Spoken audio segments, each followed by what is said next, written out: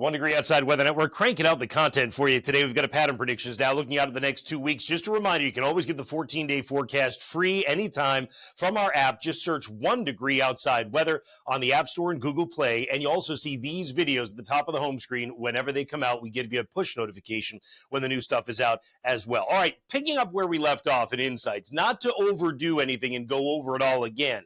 But what we had talked about in the jet stream pattern is that right now we're in a split flow. That split flow basically means you're split between northern stream energy and southern stream moisture. If you don't get them to phase, you don't get storminess. They do start to phase as we head to the upcoming weekend, and that's why in Insights, the video posted still on our app and on our home screen, you'll be able to see it there over the next several days.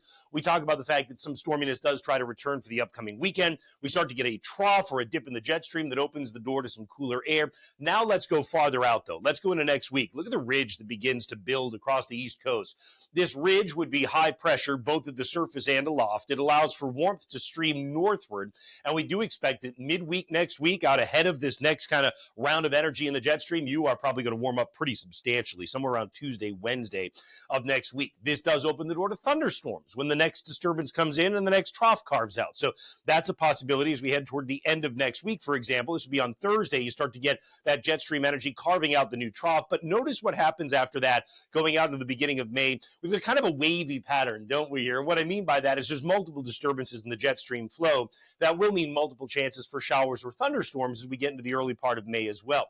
If we look at surface temperature, and I'm coloring that for you here, definitely warmth wins overall, right? This is that time period, middle of next week I was telling you about, the warmth taking over the eastern half of the country. We stay in it both Tuesday and likely into Wednesday before a cold front comes in and kind of knocks us back down to near or even maybe just slightly below normal, probably near normal would be the way to go on that. And then notice as we get out through the rest of the period of early May, there certainly is no substantial cold. So there's a couple things to think about with this. Many of you have been asking, am I safe to plant? We'll start with high temperatures, then we'll go into that frost threat, okay? So first of all, high temperatures, you can see that spike in warmth that happens next week. I bet, given the strength of the ridge developing over the East Coast, these numbers go up. A lot of times, that's what pattern prediction is all about, right? So we can tell you, all right, look, this is the forecast, but here's what you want to watch for. I bet middle of next week, we end up maybe in the 80s on both days if we don't get enough clouds to come in and kind of ruin that for us. And then see what I mean about getting knocked back down pretty much near normal as you get to, let's say, the whole second week for the most part, after the middle of next week in that 14-day forecast. Well, in terms of the frost threat, you don't see anything on here that looks like frost. So you look and say, well, now I'm talking about early May. So really, does that mean I'm done with frost for the season? It depends on where you are. We are seeing indications the colder air is going to try and make a little bit of a comeback somewhere around May 10th or 11th, and actually that we may be cooler than normal again getting into the second and third week of May. Putting that all together, I think it gives us something that frankly has been the case through the winter and into the spring. If you think about it, this spring and this past winter was very close to normal for New England. Some of the months were slightly below normal, but closer to normal than we've had in a long time, in many years, right? So I look at this and say, we probably should plan on the last frost date being pretty close to normal. So the normal last frost date has already passed at the Cape, the islands, and some of the South Coast, actually the immediate South Coast. I think you're probably good to plan. It's usually in late April when you get across much of the Boston to Providence to Hartford corridor. So I think in these areas, given the 14-day forecast, you're probably good to plan.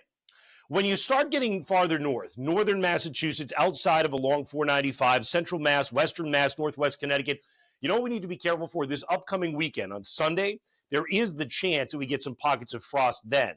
And again, I told you about the fact you might get that shot of colder air May 10th or 11th. We'll see how cold it turns out to be. So I would not plant yet in these zones. And then certainly the farther north that you go, normally it'd be mid to late May anyway. I don't see anything in May that screams, don't worry about it. I think in May what it's screaming is going to be close to normal. So that tells me stick pretty close to this guidance in terms of your frost and your planting. All right, I hope that helps for you. Meanwhile, in terms of precipitation over the next 10 days, you can see a lot of it focused out in the nation's midsection. We do certainly get into some of it here, though, because, again, you've got that trough that kind of carves out this weekend, brings showers with it. You say, is there any amount of snow with that? Maybe a little. There's not going to be a lot. If we play things through with snow over the last 10 days, you'll find it out in the Rockies, for example, in some of the higher terrain. Here at home, we may get a little bit of snow on that Sunday or Sunday night time frame in the mountains if you can get some upslope snow when that colder air comes in. In terms of precipitation chances, there's the spike when that trough digs in this upcoming weekend on Saturday. Again, it probably goes down on Sunday. I talked a little bit about that in Insights. It's going to depend on the exact timing of the end of the rain, but I'm much more optimistic on Sunday than I am Saturday. Though one thing we talked about in Insights is you might get a little break in here as well, where you can kind of get a couple of hours without too much rain. We'll see.